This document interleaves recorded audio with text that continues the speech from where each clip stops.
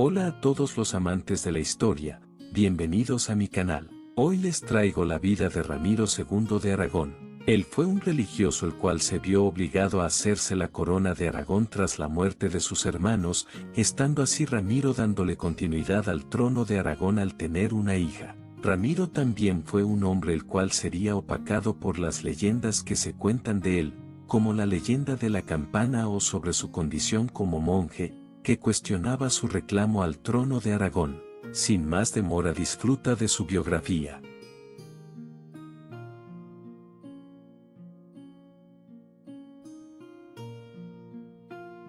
Ramiro II de Aragón nació en algún momento del año 1087, aunque se desconoce el lugar de su nacimiento. Ramiro fue el cuarto hijo de Sancho Ramírez de Aragón y su segunda esposa, Felicia de Roucy. Era, por tanto, hermano de Alfonso I Aragón y medio hermano de Pedro I.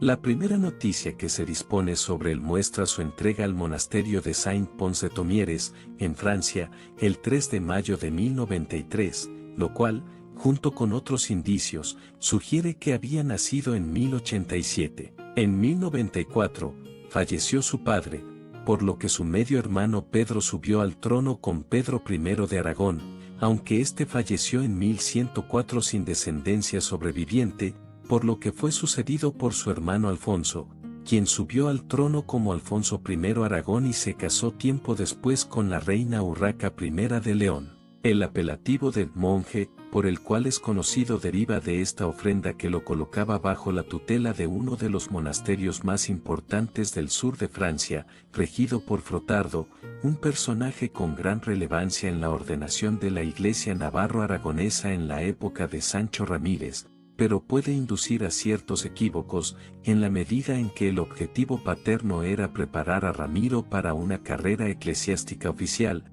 al igual que la de su tío García, obispo de Jaca y hermano de Sancho Ramírez. De este modo, a principios de la década de 1110 se hallaba probablemente en la corte de Alfonso el Batallador, aunque la primera indicación de que cumplía las funciones citadas lo coloca como abad de Sahagún, de donde fue expulsado al no consolidarse en León el poder de Alfonso. El monarca volvió a contar con él para nombrarle obispo de Burgos en 1116, otro puesto difícil, al que tuvo que renunciar muy pronto, ante la resistencia de los canónigos locales. De nuevo Ramiro tropezó con una fuerte oposición en 1122, cuando se planteó la sucesión del obispo de Pamplona, Guillermo, y Alfonso lo propuso. Su rival, Sancho de la Rosa se alzó con el cargo, una circunstancia que tuvo repercusiones posteriores. Finalmente, en agosto de 1134, Ramiro fue elegido obispo de Barbastro,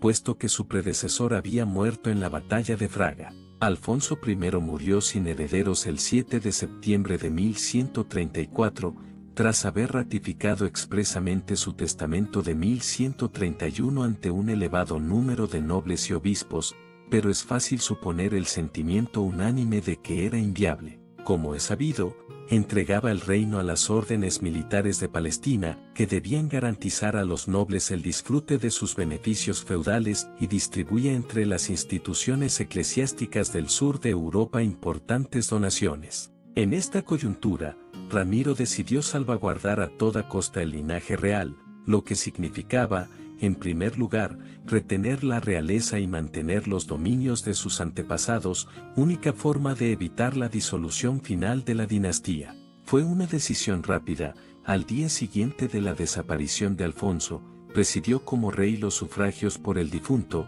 e inició un rápido viaje por el territorio aragonés para recabar la fidelidad de sus nuevos súbditos. En 20 días acudió a Huesca, Jaca, Sobrarbe, Ribagorza, Roda y Barbastro, de manera que el 29 de septiembre estaba a las puertas de Zaragoza, después de haber recorrido 370 kilómetros en 3 semanas. El comportamiento de Ramiro y el tono de sus documentos reflejan una situación desesperada. La legitimidad de este peculiar golpe de Estado dependía esencialmente del factor tiempo, de que ningún otro candidato tuviera posibilidades de pulsar sus propios apoyos y contrarrestar el dudoso liderazgo de un obispo. Los sucesos que se desarrollan en Aragón y Navarra entre 1134 y 1137 son de una importancia capital para la historia de la península ibérica en el siglo XII. La secesión de Navarra y la creación de la corona de Aragón son los dos aspectos más significativos, pero el control del Valle del Ebro y, sobre todo, el Estatuto de Navarra, siguieron condicionando la actividad política de Castilla y Aragón durante casi 50 años más. Por tanto, los 35 meses de gobierno de Ramiro más que un paréntesis son una especie de bisagra que soporta un giro histórico de gran magnitud. Los problemas que plantea esta etapa están lejos de haberse resuelto, aunque conocemos los principales jalones de este complicado reinado: el acceso de Ramiro al poder en septiembre de 1134, las negociaciones con García Ramírez de Navarra y Alfonso VII de Castilla. La mejor explicación de las motivaciones que le impulsaron a tomar el poder la ofreció el propio Ramiro en noviembre de 1137, en un documento que confirmaba sus donativos a la Catedral de Roda, después de rememorar cómo su hermano Alfonso había consentido en su elección como obispo de Roda Barbastro, transcurridos escasos días, en ese punto felizmente alzado, como consecuencia de la muerte de este varón, no por ambición de honores o deseo de enaltecimiento, sino únicamente por la necesidad del pueblo sediento y por la tranquilidad de la Iglesia, con plena voluntad y buen ánimo, asumí la potestad regia y la culminación de la dignidad y sucedí a mi hermano. Además, tomé mujer, no por la lujuria de la carne sino por la restauración de la sangre real y de la estirpe. No hay demasiadas razones para dudar de la sinceridad de esta declaración autobiográfica, pero es posible que sea mejor entendida si renunciamos a ver en Ramiro la figura tópica del monje, con los matices de pacifismo y recogimiento que son inseparables de nuestro concepto del monacato. Muy al contrario, los estudios recientes han mostrado la profunda y soterrada agresividad que revestía la liturgia cluniacense, la vasta convicción de los monjes negros de que el poder de Dios, invocado en las salmodias y letanías de los rituales sagrados, actuaba a petición suya, castigando a quienes desafiaban al círculo de ángeles en la tierra formado por la congregación de monjes. Es improbable que Ramiro fuese un manso sacerdote, educado para ser humilde. En la humillación individual de los monjes de este periodo, todos ellos miembros de los linajes nobiliarios, subyacía un sólido orgullo como colectivo, seguro de que su posición era la más cercana a Dios en la jerarquía terrenal. No merece la pena especular sobre los aspectos psicológicos de la personalidad de Ramiro, pero desconfiemos de la idea de que, como monje, era un hombre sumiso o enemigo de la violencia. Una lectura atenta de los libros litúrgicos del siglo XI descubre un lenguaje plagado de expresiones bélicas, de las cuales estaba imbuido cualquier hombre de la iglesia de aquel momento. El sacramental de Roda, que pudo manejar Ramiro en septiembre de 1134 como prelado electo, ofrece una bendición del obispo al rey, por la intercesión de todos los santos, colma de riquezas a este rey con su ejército y únelo con firme estabilidad al trono del reino. Separa el una loriga contra las formaciones enemigas, un yelmo contra las adversidades, paciencia contra los improperios, un eterno escudo para su protección, y concédele que sus gentes le sean fieles, que sus nobles guarden la paz, amen la caridad, se abstengan de la lujuria, hablen de la justicia, custodien la verdad. La prioridad de Ramiro fue garantizar la lealtad de las comarcas que pertenecían a su familia desde la fundación del reino, el núcleo originario de Aragón, para poder acudir a Zaragoza y conseguir la obediencia de los grandes varones de la frontera del Ebro, los seniors de Belchite, Calatayud, Tarazona, como el aspirante mejor colocado. Probablemente el 28 de septiembre, selló una tregua con los musulmanes y, en los primeros días de octubre, recibió garantías en este sentido de los nobles, varios de los cuales le acompañaron a lo largo de todo el mes. El resto del reino era secundario para Ramiro, por el momento. Con toda seguridad, García Ramírez, un descendiente de la familia real navarra desposeída en 1076, hombre ligado al batallador, rechazó de plano la posibilidad de un nuevo rey aragonés y desde mediados de septiembre negoció con los magnates del norte de Navarra su elección para restaurar el trono navarro. El apoyo del obispo de Pamplona, el antiguo rival por el episcopado, que abandonó a Ramiro a primeros de octubre, fue decisivo. A principios de noviembre, Ramiro era consciente de que Pamplona, Nájera y La Rioja, Álava, Vizcaya, Tudela y Monzón estaban fuera de su control. La situación se complicó en el transcurso de ese mes. El día 10, Alfonso VII de Castilla y León llegó con su ejército a San Millán de la Cogolla, donde obtuvo el reconocimiento de los nobles que poseían las tenencias riojanas y sorianas, con lo cual la fachada sudoccidental del reino caía en su poder. El siguiente paso era invadir el Valle del Ebro. El 26 de noviembre se había adueñado de Zaragoza sin combatir, donde confirmó los fueros de los nobles e infanzas aragoneses y las posesiones de la iglesia zaragozana. Estos documentos confirman que los magnates asentados en esta región, incluso sin haber abandonado por completo a Ramiro, se deslizaban hacia la órbita del soberano leonés. Ramiro intentó evitar esta fuga compareciendo a finales de diciembre en las inmediaciones de Capital, pero sin aparente resultado, como lo evidencia que esta ciudad desapareció de las listas de sus posesiones en los documentos reales en estas fechas. Sería una ingenuidad pensar que la decisión de Ramiro de tomar el poder fue estrictamente personal. En esta época, los monarcas carecían de otra autoridad que no fuera la que les reconocían sus nobles. Ellos alimentaban su consejo y su hueste, transmitían sus órdenes y reflejaban su potestad frente a las comunidades campesinas, de modo que sin su anuencia no había poder posible. Los diplomas ramirenses permiten averiguar cuáles fueron los nobles que le apoyaron. Durante el primer mes, los 5 obispos del reino aceptaron la realeza de Ramiro, pero pronto quedó claro que Sancho, de Pamplona, y su homónimo, de Nájera abandonaban sus filas. Por el contrario, Dodón, de Huesca, y García, de Zaragoza, se contaron entre sus más sólidos partidarios, junto con los abades de San Juan de la Peña, San Victorián y Monte Aragón. Entre los seniors, sobresalen los condes de Urgel, Pallars y la vizcondesa de Bearn, Talesa, Besalous Reales, Fortún Dat, Íñigo López, Fortún Galíndez, Martín Galíndez, Castan, Secodín, Lope Fortuñones, Bertrán, y Ferris, cuyas tenencias eran, respectivamente, Bolea, Buil, Un Castillo, Barbastro, Naval, Huesca, Ayerbe, Vil, Lori, Olverou, Egea y Santa Eulalia. Es evidente que, en principio, Ramiro disponía de las tierras de Huesca, Sobrarbe y Barbastro, Ribagorza y 5 villas. Durante el mes de octubre, los virreyes de la frontera aceptaron su liderazgo. Eran Lope López, Pedro Taresa, Pedro Tizón, López Sánchez, Fortunas Nares, Sancho Iñiguez y Sancho Fortuñones Cuadret, que dominaban Ricla, Borja, Valtierra, Belchite, Tarazona, Darouque y el Salmedinado de Zaragoza. La intervención del soberano castellano alteró drásticamente el panorama político creado por la herencia alfonsí. A pesar de haber perdido La Rioja,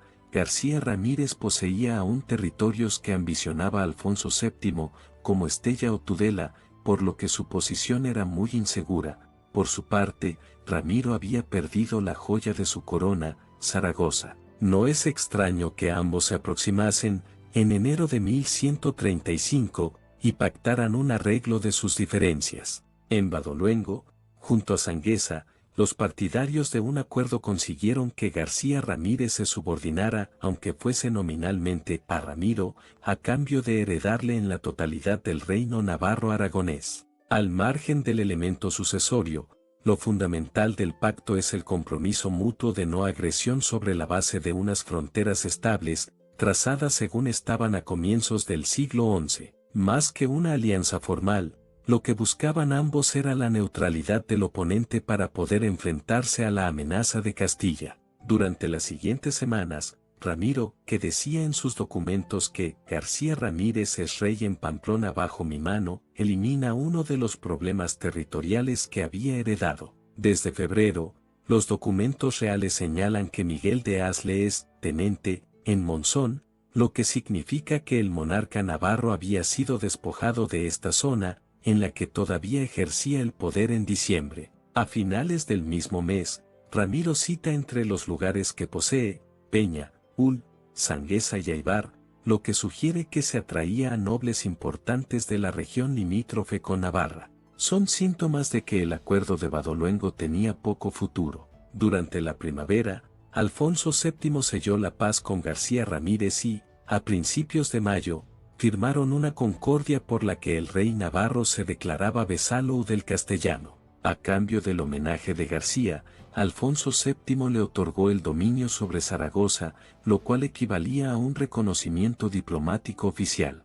Navarra era un reino restaurado y su rey se sometía a Alfonso, coronado emperador el 26 de mayo de 1135. El aislamiento de Ramiro era muy patente en esos meses, como lo prueban las dificultades para la elección como obispo de Roda de un monje de Tomieres, Gaufrido, sin duda un hombre de su confianza. En ese ambiente de debilidad, tuvo lugar la defección de un puñado de nobles de primera fila, con razones sobre las que solo se puede conjeturar. Es probable que, a la vista de la instalación definitiva de Alfonso VII y García Ramírez en Zaragoza, muchos se arrepintieran de haber ayudado a Ramiro y manejasen la posibilidad de reconocer al rey navarro, que, conviene no olvidarlo, había sido durante 10 años compañero suyo de armas. Lo único que se sabe con seguridad es que las listas de tenentes que corroboran los documentos del rey omiten a partir del mes de agosto a Fortún Galíndez, señor del Honor,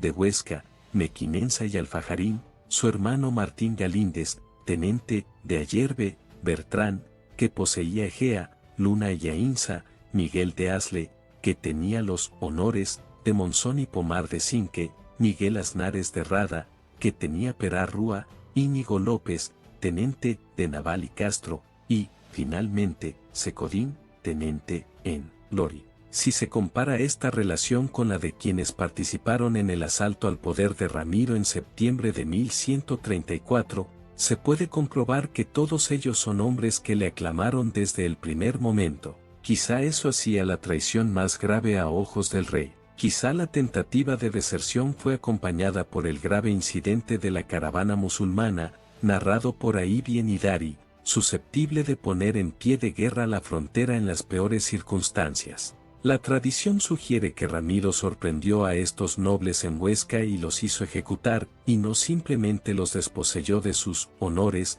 lo que parece congruente con su completa desaparición de las fuentes y con los acontecimientos que describe el propio rey en un documento del año siguiente, cuando exime de impuestos a ciertos habitantes de un castillo, porque expusisteis vuestras almas a la muerte por amor de vuestros vecinos y por mi fidelidad y porque me devolvisteis el castillo y se lo quitasteis a mis enemigos, es decir, a Arnal de Lascún, que era rebelde contra mí, no me acogía en el castillo ni en la villa, quería poner otro rey en vez de mí y quería desheredar a mi estirpe, además de lo cual, saqueó la villa y mató a mis hombres, vuestros parientes, hasta un total de 40. El asalto a un castillo ocurrió posiblemente en septiembre, cuando Ramiro intentaba asegurarse la lealtad de las guarniciones de los castillos de los honores, correspondientes a los nobles ajusticiados. Es probable que la situación del norte de Aragón en estas semanas fuera caótica y Ramiro creyese que su poder se desmoronaba definitivamente,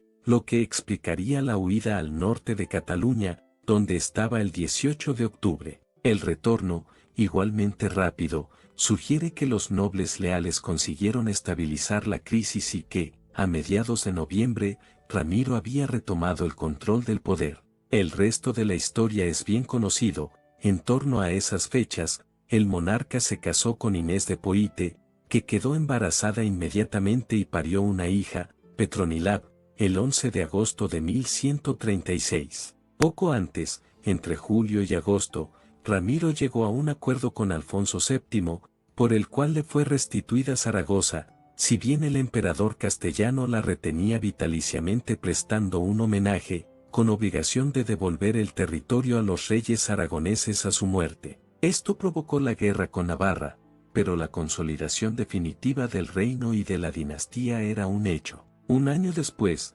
Ramiro pudo entregar el reino con su hija a Ramón Berenguer sin aparentes dificultades. La corona de Aragón iniciaba su andadura mientras el extraño monarca se recluía en un priorato de su casa original, San Pedro del Viejo de Huesca, para ver transcurrir los últimos 20 años de su vida. Murió en Huesca el 16 de agosto de 1157 y sus restos fueron dispuestos en un sarcófago romano del siglo II o III en la capilla de San Bartolomé de San Pedro el Viejo de dicha ciudad.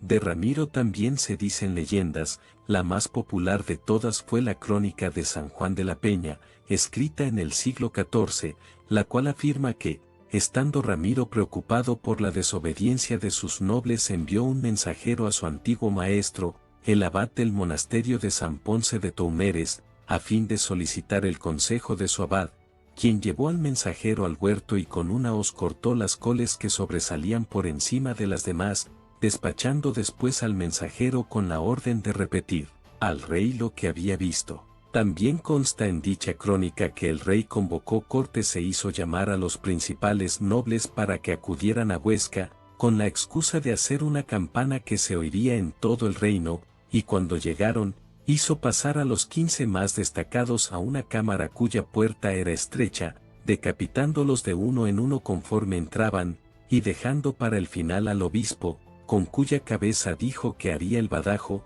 sofocando con ello la ribualte. Una vez ejecutados, las cabezas de los nobles fueron colocadas en forma de círculo y la cabeza del obispo de Huesca, el más señalado de los rebeldes, fue colgada en el centro a modo de badajo de la campana. Posteriormente, el rey dejó entrar a los otros nobles en dicha sala para que contemplaran la campana y escarmentaran. En el Museo Provincial de Huesca, que antiguamente era el Palacio de los Reyes de Aragón, hay una sala, conocida como Sala de la Campana, en la que se afirma que sucedieron los hechos descritos en la leyenda. Por otra parte, diversos historiadores destacan que Ramiro fue un rey singular, ya que al contrario que la mayoría de los monarcas, abandonó el poder mientras vivía. En opinión de diversos autores, la leyenda de la campana de Huesca no debe ser considerada como un relato histórico, sino simplemente como uno de carácter literario o erudito,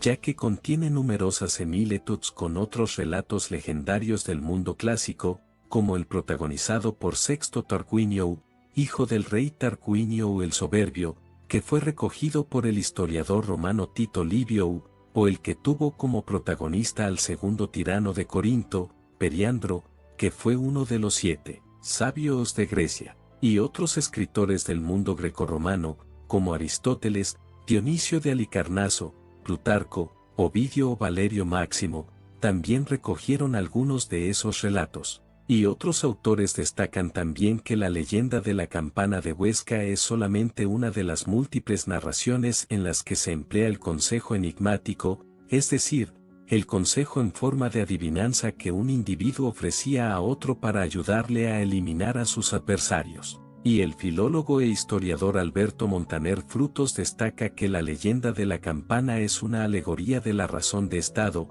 al igual que la protagonizada por el hijo del rey Tarquinio el Soberbio y recogida por Tito Livio, y que las semejanzas entre ambos relatos fueron ya consignadas por el historiador Jerónimo Zurita. La historiografía actual niega la veracidad de la leyenda de la campana de Huesca, pero admite que podría estar basada en ciertos hechos históricos contrastados ocurridos en el reinado de Ramiro II, quien al subir al trono hubo de hacer frente a diversas revueltas encabezadas por los nobles aragoneses, divididos a veces en diferentes bandos. El medievalista Antonio Ubieto Arteta señaló que la leyenda podría estar basada en un cantar de gesta titulado Cantar de la Campana de Huesca, que fue reconstruido a partir de la prosificación que se hizo del mismo en la crónica de San Juan de la Peña.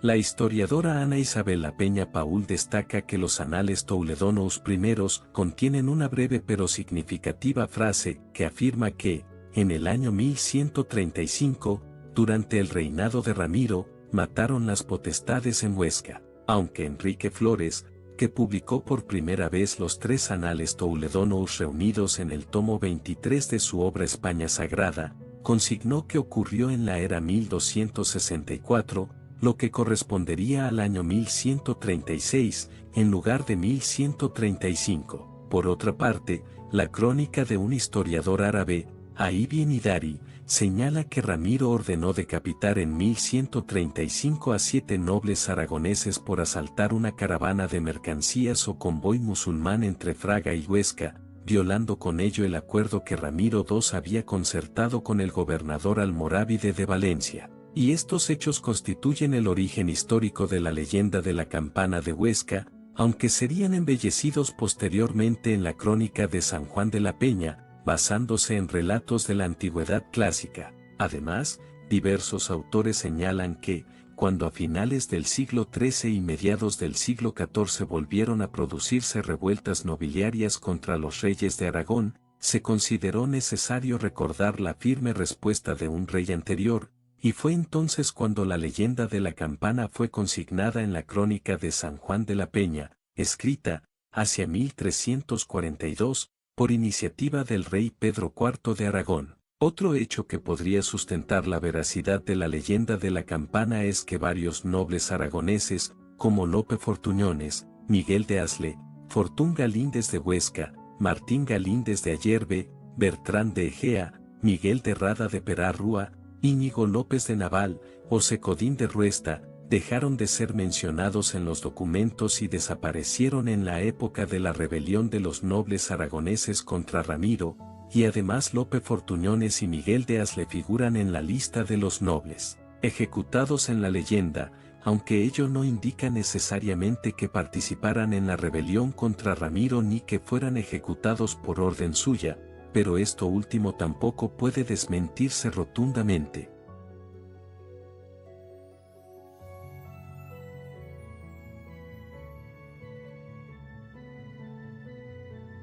Fue un hombre apegado a sus creencias, aunque cuando lo necesitaban él actuó para salvar al reino de Aragón de la falta de un sucesor. Durante su reinado también sucedieron muchos conflictos, aún así fue un rey bastante popular y querido, por lo que es considerado hasta el día de hoy como uno de los mejores reyes del reino de Aragón. Además de él descienden varios de los reyes más grandes que tuvo Aragón, como Jaime el Conquistador o Pedro III. Y bueno, espero que les haya gustado este video. Muchas gracias por llegar al final del video, también muchas gracias por el apoyo que está teniendo el canal. Nos vemos en un próximo video y adiós.